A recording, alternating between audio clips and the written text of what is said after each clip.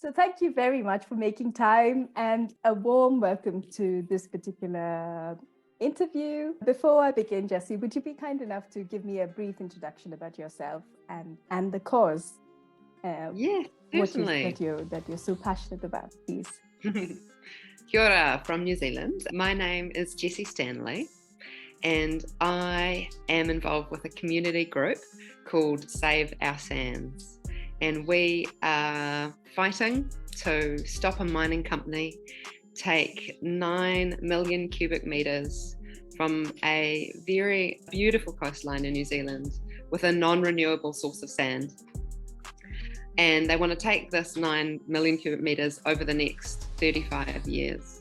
It's the home to 26 endangered species, including New Zealand's most rarest seabird, the Taraiti. There's only 40 left in existence before they come extinct. So my community has just seen so much change in front of our very eyes. So we're grouping together to try and stop this activity. So is this something that's brand new? No, so the beach has been mined for the last 70 years.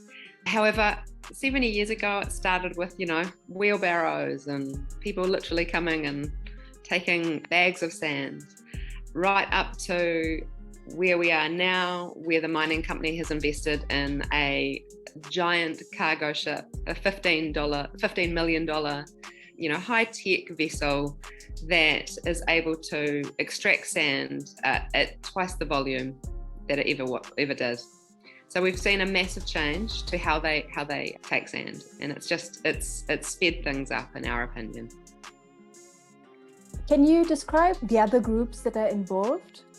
Yeah, sure. So because this has been happening for a long time, but consents only happen every 20 to 35 years, it's really sort of a once in a generation opportunity to stand up and get involved. So our community has, really had to move quickly and understand the science and the legal and the economics behind this. I only learned about this a year ago, and it was simply because I have grown up at this beach and I've always seen sand mining happening.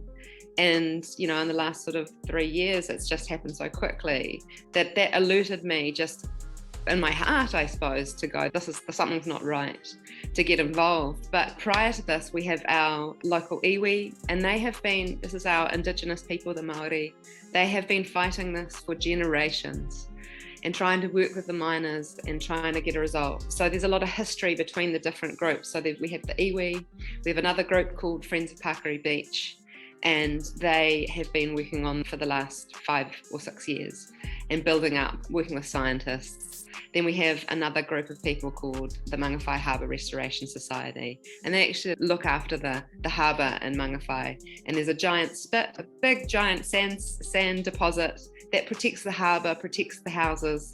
So they've been really, really, really terrified, I suppose, at knowing how much sand can be taken and how devastating this can be for a whole town.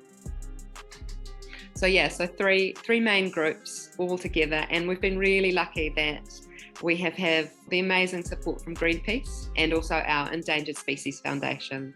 So together we realised that we're all separately trying to solve the solution, but we've been much more powerful together, sharing information, being strategic about how we approach this.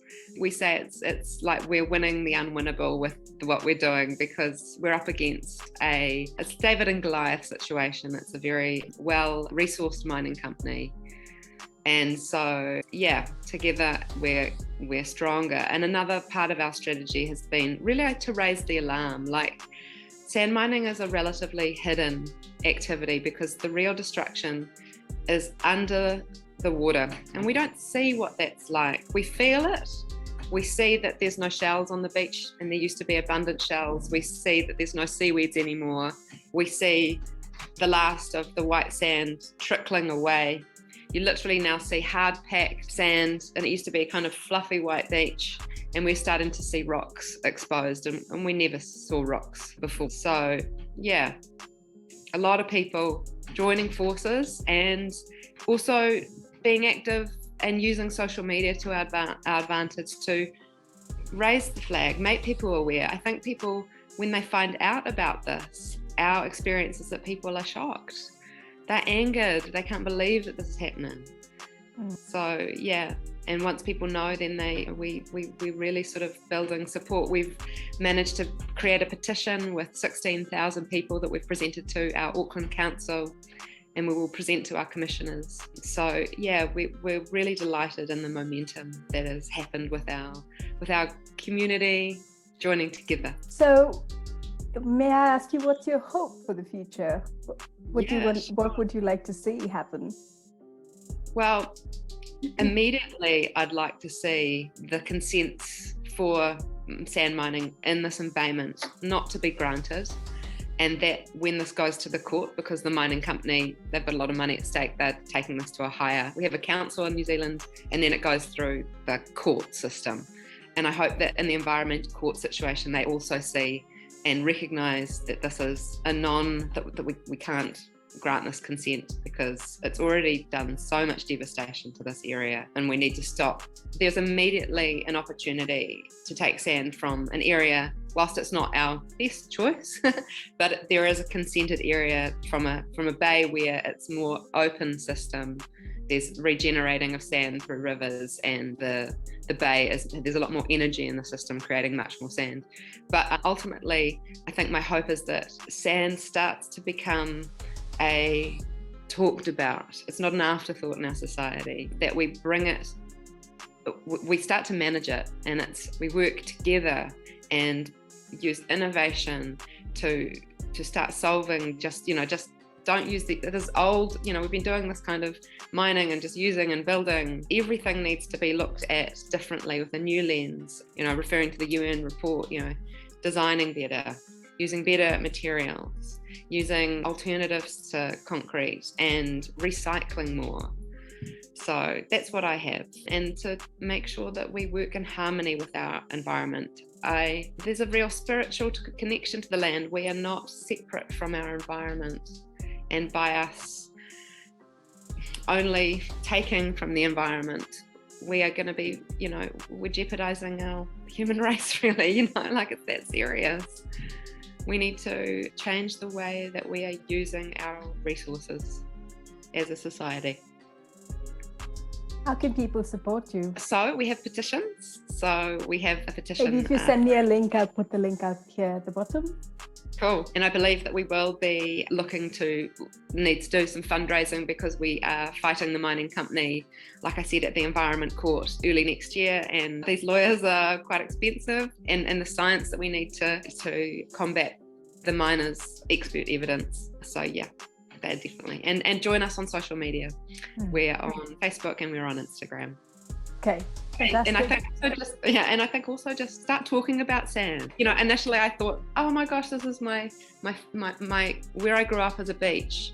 That was my first engagement with sand, and I have just through understanding, sand stories and realizing it's a global situation, I'm so much more thinking, right, everybody needs to start talking about it, just have conversations about sand, I believe. Amen to that. Yeah. When you're having a Nets dinner party, just bring sand into the chat. Exactly. Absolutely. You're 100% right that this resource seems to fall in our blind spot, and it's high time that we do talk about sand. Yeah. I wish you the very best to you and all the other communities involved there. And I look forward to supporting you any way that we can. So thank you so much for your time. Take care. Bye.